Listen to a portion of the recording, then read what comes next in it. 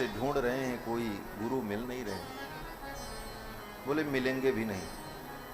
क्यों? बोले गुरु को अगर ढूंढोगे और तुम तय करोगे कि उनके अंदर गुरु बनने की योग्यता है कि नहीं है, तो इसका मतलब पहले गुरु तो तुम ही बन गए। अब तुमको जो मिलेगा वो गुरु नहीं मिलेगा, चेला ही मिलेगा। तो गुरु कभी ढूंढा नहीं जाता, गुरु कभी बनाया नहीं जाता। भगवान की कृपा से ही गुरु की प्राप्ति होती है, भगवान के अनुग्रह से ही आचार्य की प्राप्ति होती है। और दूसरे शब्दों में कहा जाए तो भगवान ही आचार्य के रूप में, गुरु के रूप में प्राप्त होते। स्वयं भगवान कहते हैं आचार्यम माम विजानीयात्। श्रीमद् भागवत में भगवान कृष्ण कहते हैं आचार्यम माम विजानीयात्, आचार्य को मेरा ही स्वरूप समझो। नाव मन्येत करहचित, कभी उनकी अवमानना मत करो। न मर्त्य बुद्ध्या सूयेत, अपने आचार्य में मनुष्य बुद्धि मत करो। मनुष्य के समान उनकी तुलना मत करो। बोले महाराज शरीर तो उनका भी पांच भौतिक ही है, अगर उनके जीवन में कुछ ऐसा विचित्र दिखाई पड़े तो हम अपने मन को कैसे समझाएंगे? तो शास्त्र ने इसका भी मार्ग बताया, क्योंकि भावना का ही मूल्य होता है, भावना ही तो करना है। और भावना नहीं हुई तो फिर वो उपासना नहीं होगी। गाय के गोबर को पिंड जैसा बना करके रख देते हैं और भावना करते हैं ये गौरी है, गोमयी मयीम गौरीम। तो भावना होती तभी ना उसमें गौरी है, भावना ही नहीं हो, यही भावना हो तो गोबर रखा हुआ है, तो फिर गौरी की पूजा करो, कहां होगी? भावना करनी पड़ती है। तो भावना हो। बोले महाराज अगर गुरुजी में लोभ दिखाई पड़े तो क्या करें? बोले लोभ दिखाई पड़े तो मन को समझा लो, आजकल गुरुजी वामन भगवान की लीला कर रहे हैं। वामन भगवान को बड़ा लोभ हो गया था। हाँ, 3 पग पृथ्वी मांगने गए थे और पूरा त्रिलोक ही नाप लिया। तो उतनी देर ये भावना कर लो गुरुजी में वामन भगवान का भाव आ गया। अपने मन को शुद्ध रखना। गुरुजी अगर मर्यादाओं का पालन करते हैं तो ये भावना करो इनके अंदर भगवान श्री राम के गुण दिखाई पड़ रहे हैं, ये मर्यादा पुरुषोत्तम के प्रसाद से। अगर गुरुजी में बहुत क्रोध दिखाई पड़े तो ये भावना करो गुरुजी के अंदर आजकल नरसिंह भगवान का आवेश हो जा रहा है। वहां भी अपने मन को शुद्ध रखने की आवश्यकता है। ये वाक्य, इन शब्दों का अर्थ ये न समझें कि गुरु कुछ भी करे उसके लिए छूट है। गुरु के लिए भी शास्त्र में बहुत सारी बातें कही गई हैं, उनको किन किन मर्यादाओं का पालन करना चाहिए। लेकिन शिष्य के लिए जो भावना है वह ऐसी कही गई है कि ऐसी परिस्थिति में वो अपनी भावना को कैसे पवित्र रखे, क्योंकि भावना पवित्र नहीं होगी, भावना दूषित हो जाएगी तो अपचार हो जाएगा। तो नारद जी आए, भगवान ने भेजा। नारद जी ने ध्रुव जी को मंत्र दीक्षा दे दी, 12 मंत्र, ओम नमो भगवते वासुदेवाय, यह मंत्र सुना दिया और विधि बताई। बोले चले जाओ वृंदावन में जमुना के तट पर, जमुना में स्नान कर लेना और जमुना की बालू से भगवान की मूर्ति बना लेना, और जो तुम्हें कंदमूल फल पुष्प मिले उससे पूजा कर लेना और फिर इसी मंत्र का जप करना। नारद जी ने मंत्र दे दिया और विधि बता दी। मंत्र वही है, शब्द वही है, वर्ण भी वही है और सर्वत्र मंत्र पोथियों में लिखा है। लेकिन जब तक गुरु के मुख से उच्चरित होकर कानों में न पड़े तब तक उसमें मंत्रत्व नहीं होता। जैसे कागज की नोट होती है, जैसी नोट है ऐसी नोट कोई भी बना सकता है, कितनी नकली नोट बन जाती है। लेकिन जब तक सरकार की मोहर उस पर न लगे तब तक वो असली नहीं मानी जाती।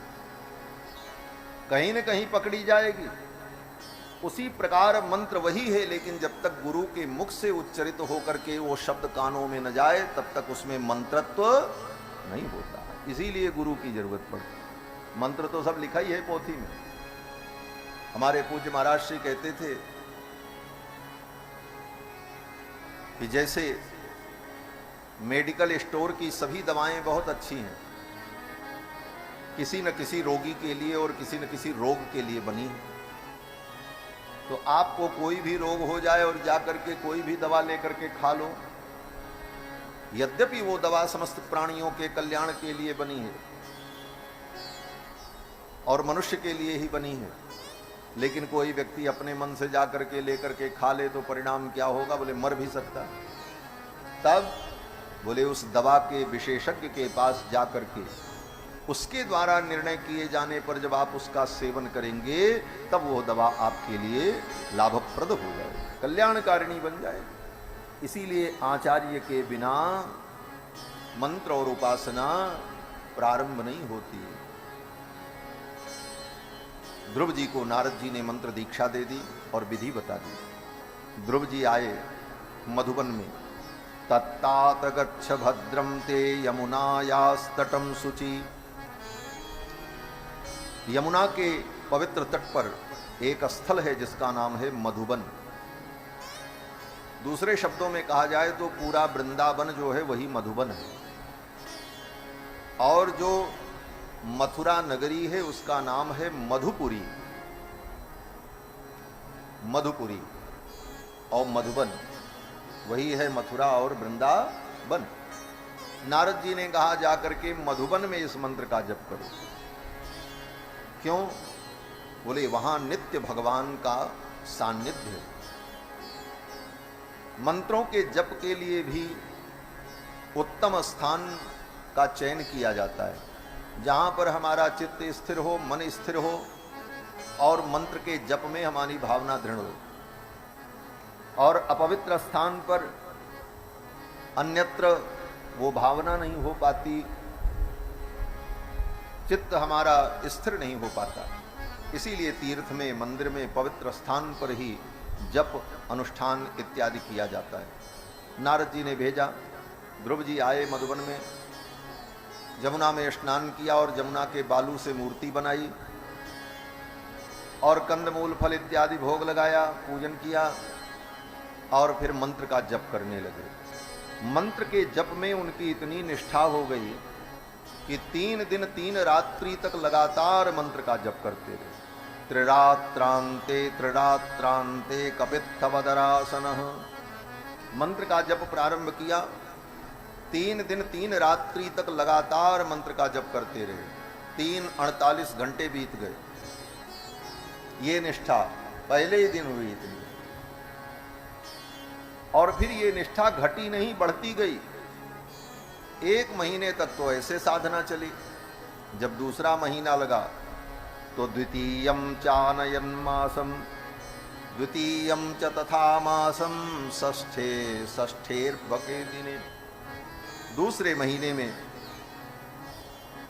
6 महीने तक ध्रुव जी महाराज मंत्र का जप करते। द्वितीयम च तथा मासम षष्ठेर्भको दिने। 6 दिन 6 रात्रि 6 24 घंटे। और 6 दिन बाद जब उठते थे तो जो कंदमूल फल मिले वो खा लेते थे, अब फिर भजन करते। तीसरा महीना लगा, साधना और प्रबल हो गई महाराज। साधना उत्तरोत्तर बढ़नी चाहिए, घटनी नहीं चाहिए। आजकल क्या होता है, बोले नई नई भक्ति होती है महाराज तो खूब माला कंठी जप तप बड़ा नियम अनुष्ठान, और कुछ दिन बाद धीरे धीरे सब टाए टाए फिस हो जाता है, घसल्ली बन जाते हैं। बोले ऐसा नहीं, उत्तरोत्तर साधना और बढ़नी चाहिए, उसकी समयावधि को बढ़ाना चाहिए। ध्रुव जी महाराज तीसरे महीने में 9 दिन तक मंत्र का जप करते रहे। तृतीयम चानयन मासम नवमे हनि। तीसरे महीने में 9 दिन तक, 3 महीना बीत गया। चौथा महीना आया और साधना प्रबल हो गई महाराज। चतुर्थमपि वै मासम द्वादशे द्वादशे हनि। चौथे महीने में 12-12 दिन तक लगातार मंत्र का जप करो। 5वां महीना जब आया, सुखदेव जी कहते हैं राजन 5वें महीने में तो ध्रुव जी को अखंड समाधि लग गई। पंचमे मास्यनुप्राप्ते जितश्वासो नृपात्मजः। 5वें महीने में ध्रुव जी ने अपनी श्वास को जीत लिया। अब सांस लेने की भी जरूरत नहीं, भोजन पानी तो बहुत दूर की बात। अखंड समाधि लग गई। ध्यायन् ब्रह्म पदैकेन तस्थौ स्थाणुरिवाचलः। ध्यायन् ब्रह्म पदैकेन, एक पैर पर खड़े होकर, ये भी नहीं कि पालथी मार करके आसन लगा करके थोड़ा टेक ओक लगा करके बैठे रहे हो, ना ना, एक पैर पर खड़े होकर सर्वतो मन आकृष्य, चारों तरफ से अपने मन की वृत्ति को खींचकर हृदय भूतेन्द्रियाशयम ध्यायन् भगवतो रूपम, अपने हृदय के अंदर ही भगवान के रूप का दर्शन कर रहे थे। नाद्राक्षीत किंचना परम, संसार की किसी वस्तु का उन्हें स्मरण न रह गया, न संसार की किसी वस्तु को देख रहे थे, न किसी वस्तु के विषय में सोच रहे थे, न संसार की कोई वस्तु उनके मन में रह गई। ध्यायन् भगवतो रूपम, भगवान का रूप उनके हृदय में भाषित होने लगा। शंख चक्र गदा पद्म धारण किए हुए पीतांबर बनमाला विभूषित भगवान के दिव्य रूप को अपने अंतर चक्षुओं के द्वारा अपने अंतर हृदय में देखकर परमानंद में निमग्न थे। 5 वर्ष के ध्रुव की इस तपस्या से पूरा ब्रह्मांड कांप गया। सारे देवताओं की सांस बंद हो गई। इंद्रादिक देवता चिल्लाने लगे, भगवान के पास गए, बोले महाराज हम तो मर जाएंगे। बोले इनकी सांस क्यों बंद हो गई? 2 बातें हैं यहां पर।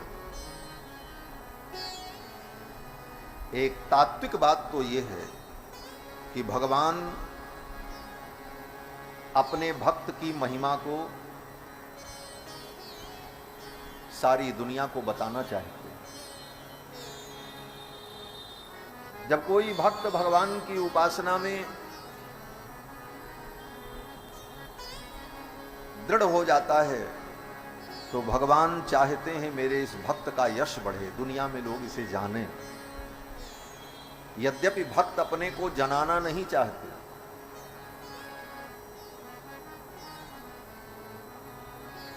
भक्त अपने आप को छिपाना चाहते हैं, लेकिन भगवान कहते हैं कि जब तुमने हमारा प्रचार कर दिया तो अब चिंता मत करो, तुम्हारा प्रचार हम करेंगे। ये होता है, न चाहने पर भी दुनिया जान जाती है। भक्तमाल में बड़ी सुंदर पंक्ति है, प्रियादास जी ने अपने कवित्व में लिखा है प्रारंभ में ही। और किस प्रसंग में? बोले बल्मीक जो स्वपच था, भगवान श्री कृष्ण ने कहा जब तक वो भोजन नहीं कर लेगा तब तक तुम्हारा यज्ञ पूरा नहीं होगा। युधिष्ठिर की कहते आदर पूर्वक उनको लाया गया, वो तो बेचारे भाग रहे थे, बोले हम कहाँ जाएंगे, हम दीनहीन स्वपच आदमी यज्ञ में कहाँ। बोले नहीं, आपको तो चलना ही पड़ेगा। रथ में बैठा कर आदर पूर्वक लाए, जब उनको भोजन कराया तो शंख बजा। बड़े बड़े राजा आए थे, सब देख करके हतप्रभ हो गए कि एक स्वपच के भोजन करने पर ये शंख बजा, बड़े बड़े भक्तों ने भोजन किया नहीं बजा। इसका मतलब ये भगवान का परम भक्त है और सारी दुनिया उनको जान गई। तो भक्त अपने को जनाना नहीं चाहते, लेकिन भगवान अपने भक्तों का यश बढ़ाते। तो भगवान ने सोचा ध्रुव का यश पूरे त्रिलोकी में व्याप्त हो, इसलिए देवताओं की सांस बंद हो गई। तपस्या तो ध्रुव जी कर रहे थे, सांस बंद हो गई देवताओं। अब ये भावनात्मक बातें तो भक्तों को समझ में आती हैं, लेकिन तार्किक व्यक्ति को कैसे समझ में आए? तो एक तार्किक उत्तर देते हैं कि देखो, जब व्यक्ति साधना उपासना में डूब जाता है और उसकी साधना बहुत ही कठिन और विलक्षण होती है, तो ब्रह्मांड की संपूर्ण शांति एक जगह केंद्रित होने लग जाती है। और जब संपूर्ण शांति एक जगह केंद्रित होने लग जाती है तो बाकी लोग अशांत होने लग जाते हैं, फिर भगवान को आना पड़ता है। क्यों? बोले सारी दुनिया अशांत हो जाए तब भी ठीक नहीं।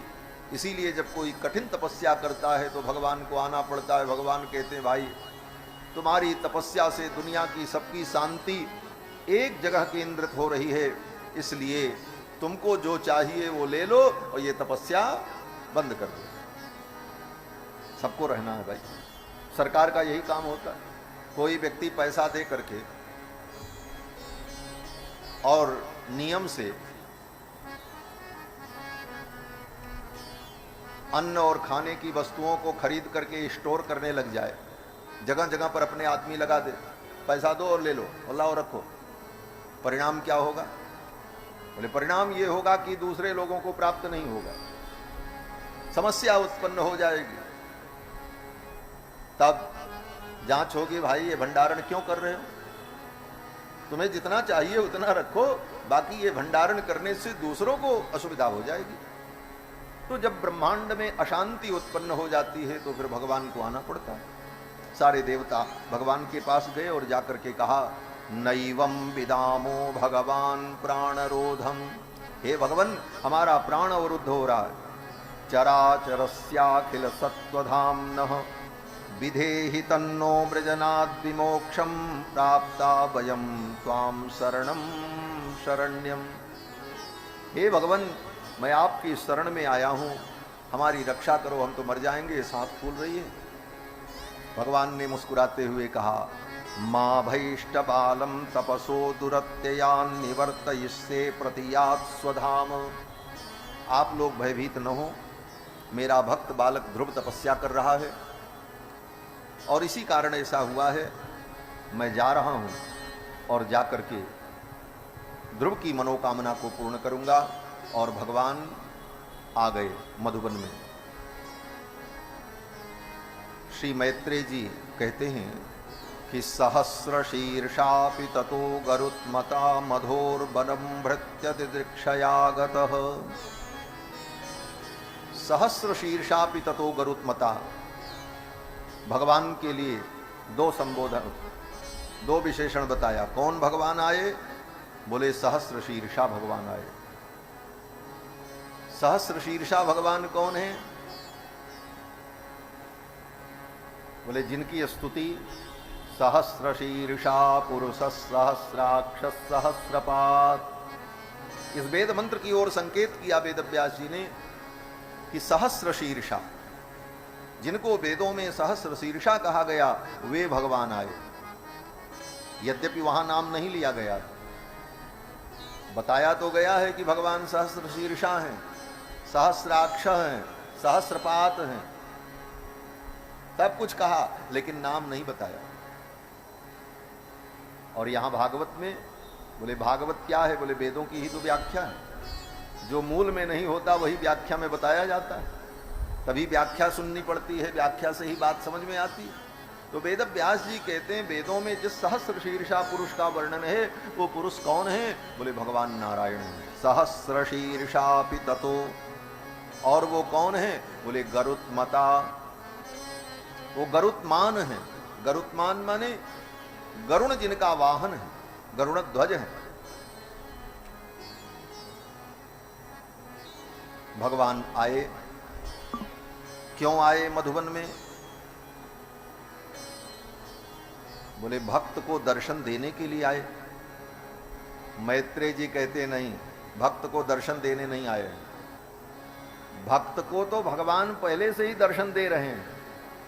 कहां दर्शन दे रहे हैं? बोले भक्त ध्रुव अपने हृदय में भगवान का दर्शन कर ही रहे हैं। ध्यायन् ब्रह्मपदैकेनम। तब भगवान क्यों आए हैं? कहते हैं भगवान अपने भक्त को दर्शन देने नहीं आए, अपने भक्त का दर्शन करने आए। मधोर बनम भृत्य दिदृक्षयागतः। मधुबन में अपने भृत्य को, अपने दास को देखने के लिए भगवान आए।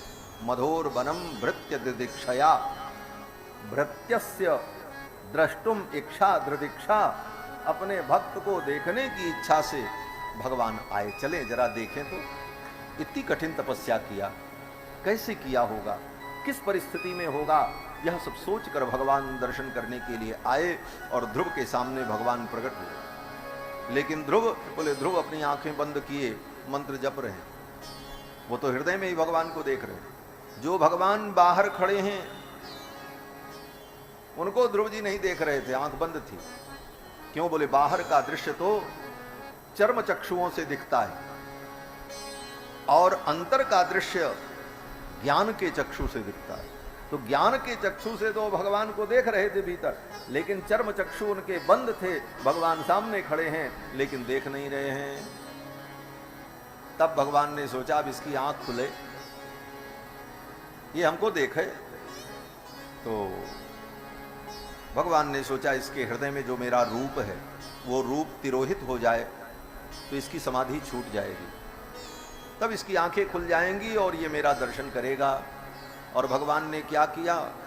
बोले हृत्पद्म कोशे स्फुरितम तडित प्रभम, हृदय कमल में तडित प्रभम, विद्युत के समान प्रभा से युक्त भगवान का जो स्वरूप प्रकाशित हो रहा था ध्रुव के हृदय में, तिरोहितम, वो तिरोहित हो गया। और ज्यों ही तिरोहित हुआ, सहसैवोपलक्ष्य बहिस्थितम तदवस्थम ददर्श, और ज्यों ही वो रूप तिरोहित हुआ, ध्रुव जी को व्याकुलता हुई और ध्रुव जी ने टक से आंख खोल दी। और ध्रुव जी ने जब आंख खोली तो क्या देखते हैं? जो रूप हृदय में दिख रहा था वही भगवान सामने खड़े।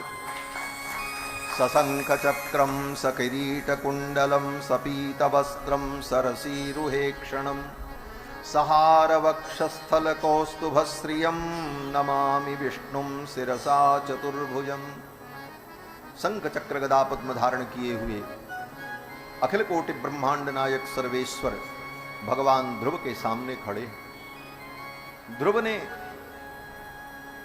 भगवान के चरणों से लेकर शिख पर्यंत भगवान का दर्शन किया और फिर भगवान की शिखा से, शिख से लेकर चरणों तक भगवान के स्वरूप का दर्शन किया। यही विधि है। संसार के किसी व्यक्ति के गुण और स्वरूप का जब वर्णन किया जाता है तो नख से लेकर शिख तक, नीचे से पैर से लेकर शिख तक, और भगवान का, बोले भगवान का वर्णन होता है तो शिख से लेकर के नख तक, ये क्रम होता है। क्यों?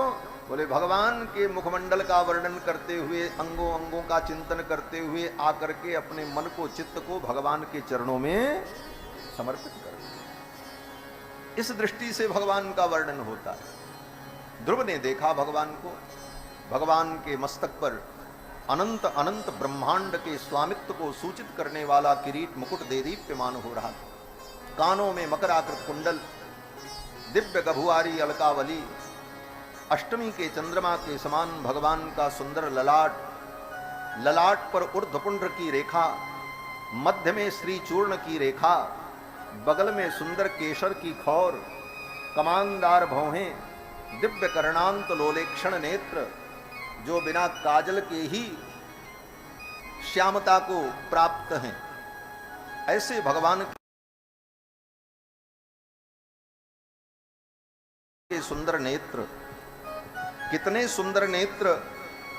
भक्त कहते हैं मोहन के अति नयन नुकीले, बड़े नुकीले नेत्र हैं कृष्ण के। कितने नुकीले हैं? बोले धंस जाए महाराज, नुकीली चीज तो धंस जाती है। कहते हैं मोहन के अति नयन नुकीले, निकसे जात पार हियरा के सरसीले गरबीले। ललित किशोरी जी का ये पद है, भगवान के परम भक्त हुए। मोहन के अति नयन नुकीले, निकसे जात पार हियरा के सरसीले गरबीले। ना जानो बेधन अनियत की, तीन लोक ते न्यारी। ज्यों ज्यों छिदत मिठास हिये में सुख लागत अति भारी। ऐसे नेत्र भगवान। कर्णांत लोलेक्षण दिव्य नेत्र। हमारे आचार्य श्री यामुनाचार्य स्वामी जी भी जब चिंतन करते हैं तो कहते हैं कर्णान्तलोले क्षणं मुग्धस्मेर मनोहराधर दलम मुक्ता किरीटोज्ज्वलम। भगवान के ऐसे सुंदर नेत्र, भगवान के सुंदर कपोल, ऐसे सुंदर भगवान के कपोल, काश्मीरी सेब को भी लज्जित करने वाले, सुंदर समुन्नत नासिका, नासिका में सुंदर नासामणि, भगवान के सुमधुर अधर, जिन अधरों की अरुणिमा को देखकर, जिन अधरों की लालिमा को देखकर आर्य ललना अपने चरित्र से विचलित हो जाएं और उनके अधरामृत के पान की उत्कट अभिलाषा उत्पन्न हो जाए, ऐसे भगवान के दिव्य अधरामृत। अब वो सब भाव श्रीमद् भागवत में गोपियों के प्रसंग में चिंतन करता, जो गोपी गीत में गोपियां कहती हैं, ते धरा मृतम। ऐसे भगवान के सुमधुर अधर, सुंदर दंत पंक्तियां दाडिम के समान, और दंत पंक्तियों के मध्य में जपा कुसुम की पंखुड़ी के समान सुंदर भगवान की जिह्वा, जो समस्त विद्याओं का आश्रय, भगवान का सुंदर ग्रीव, कंठ। कैसा कंठ? बोले कंबुग्रीवो निकंदन, शंख के समान ग्रीवा। उत्तम गला कैसा होता है? इतना मोटा गला हो जाए, पतला हो जाए, बोले वो बेकार लगता है। सुंदर गला क्या है? बोले जैसे शंख होता है, ऊपर पतला और नीचे पतला, और उसमें भंवर पड़ी हो। कंबुग्रीवो निकंदन, ऐसे भगवान के सुंदर कंठ। जब भगवान का ध्यान करे तो इसी भाव से भगवान के तत्तद अंगों का चिंतन करना चाहिए। शंख के समान भगवान की सुंदर ग्रीवा, भगवान का उत्तुंग वक्षस्थल, आजान बाहु, ऊपर की दो भुजाओं में भगवान ने शंख चक्र धारण कर रखा है, नीचे की भुजाओं में गदा और पद्म, कंधे पर सुंदर शुभ्र वेदमय यज्ञोपवीत। भगवान के कंधे पर जो यज्ञोपवीत होता है, वह यज्ञोपवीत केवल श्रृंगार रूप होता है। हम लोगों का यज्ञोपवीत तो कर्म का अंग है, संस्कार का अंग माना जाता है, लेकिन भगवान के कंधे पर जो यज्ञोपवीत होता है, वह यज्ञोपवीत श्रृंगार भूत है, भगवान का श्रृंगार मात्र होता है। कभी भगवान का यज्ञोपवीत करके अवतार लीला में तो होता है दीन जनेऊ गुरु पितु माता, लेकिन भगवान के मूल स्वरूप में जो यज्ञोपवीतादि के चिन्ह होते हैं, वह श्रृंगार मात्र होते हैं। भगवान के कंधे पर सुंदर वेदमय यज्ञोपवीत, वेदत्रयी ही उनके कंधे पर विराजमान रहती है, और भगवान के वक्षस्थल पर कौस्तुभ मणि, भृगु जी के चरण का चिन्ह, श्रीवत्स चिन्ह, गले में वनमाला, कमर में लिपटा हुआ पीतांबर, तड़ित विनिंदक पीतांबर, भगवान के दिव्य सुंदर सुचिक्कन चरणारविंद, जो बिना महावर के ही अत्यंत अरुण हैं और कमल की अरुणिमा को लज्जित करने वाले, ऐसे भगवान के सुंदर चरण कमल, जिन चरण कमलों की नखमणि चंद्रिका की एक ज्योत्सना को प्राप्त करने के लिए बड़े बड़े योगी, अमलात्मा, महात्मा, विमलात्मा लोग जन्म जन्मांतर तक साधन करते हैं, ऐसे भगवान के दिव्य पादारविंद, जो भक्तों के परम धन हैं। धनम मदीयम तव पाद पंकजम कदानु साक्षात करवाणी चक्षुषा, ऐसे भगवान के दिव्य पादारविंद, सिख से लेकर नख पर्यंत भगवान के रूप को देख करके ध्रुव जी महाराज तो गदगद हुए। अपने मन को, अपनी दृष्टि को, अपनी वृत्ति को, अपने चित्त को गोविंद के चरणों में लगाया और विचार करने लगे, मैं इनकी स्तुति कैसे करूं। यह स्तुत्य है, भगवान स्तुति करने के योग्य हैं, और स्तुति करने के योग्य तो भगवान ही। संसार की कितनी भी स्तुति करते रहो, उस स्तुति का कोई परिणाम नहीं होता। कब व्यक्ति सामने वाला नाराज हो जाए पता ही नहीं। लेकिन भगवान बोले, भगवान की तुमने अगर स्तुति की, एक बार भी स्तुति की, तो फिर कभी भगवान तुम्हारे ऊपर नाराज नहीं हो।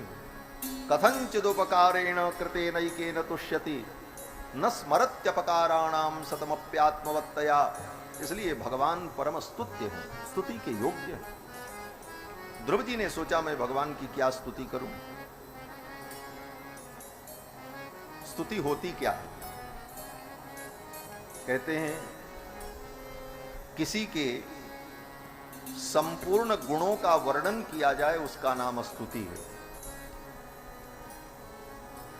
और स्तुति का दूसरा अर्थ होता है कि जो गुण सामने वाले व्यक्ति में नहीं है फिर भी उसके अंदर उन गुणों का हम आरोप करके वर्णन करें, इसका नाम स्तुति है। हमारे आचार्यों ने इन सब विषयों पर बहुत विचार किया। श्री वत्सचिन्ह स्वामी जी महाराज अपने स्तोत्र में कहते हैं कि स्तोत्रम नाम किमाम अनंति कवयो यद्यन्यदीयान गुणान। स्तोत्रम नाम किम, प्रश्न किया, स्तोत्र किसे कहते हैं, स्तुति किसे कहते हैं? स्तोत्रम नाम किमाम अनंति कवयः, ये बड़े बड़े विद्वान स्तुति किसको मानते हैं? तो कहते हैं दो चीजों को स्तुति माना जाता है, यद्यन्यदीयान गुणान, उसके संपूर्ण गुणों का वर्णन करे वो स्तुति, और दूसरा पक्ष बोले आरोप्य भणति ही, गुणों का आरोप किया जाए और वर्णन किया जाए। तो कहते हैं आरोप की जरूरत वहां पर पड़ती है जहां गुण न हो। तो भगवान में ये दोनों स्थिति लागू नहीं होती। क्यों? बोले भगवान के संपूर्ण गुणों का कोई वर्णन कर नहीं सकता, पहली बात। तो संपूर्ण गुणों का वर्णन जो स्तुति है ये नहीं हुई। और स्तुति का दूसरा स्वरूप क्या है? बोले भगवान जिसके उसके अंदर वो गुण न हो लेकिन हम वर्णन करें कि आप बड़े अच्छे हो, बड़े सुंदर हो, बड़े मनोहर हो, ये स्तुति होती है। तो भगवान में कोई गुण नहीं है ये नहीं कहा जा सकता।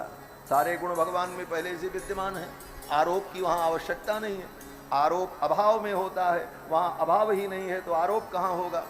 तो भगवान के संपूर्ण गुणों का वर्णन भी संभव नहीं है और भगवान में गुण का आरोप भी संभव नहीं है। तब दोनों स्थिति में स्तुति कैसे हो भगवान की? कहते हैं जीव भगवान की स्तुति कर ही नहीं सकता, सारे गुणों का वर्णन कर नहीं सकता और गुण का आरोप भगवान में संभव नहीं है। इसलिए दोनों परिस्थितियों में जीव के द्वारा भगवान की स्तुति नहीं हो सकती। बोले तब, बोले हो तो नहीं सकती लेकिन हम प्रयास तो करें, हम थोड़ा कहेंगे, कुछ वर्णन करेंगे, इतने से ही ठाकुर हमारे प्रसन्न हो जाए।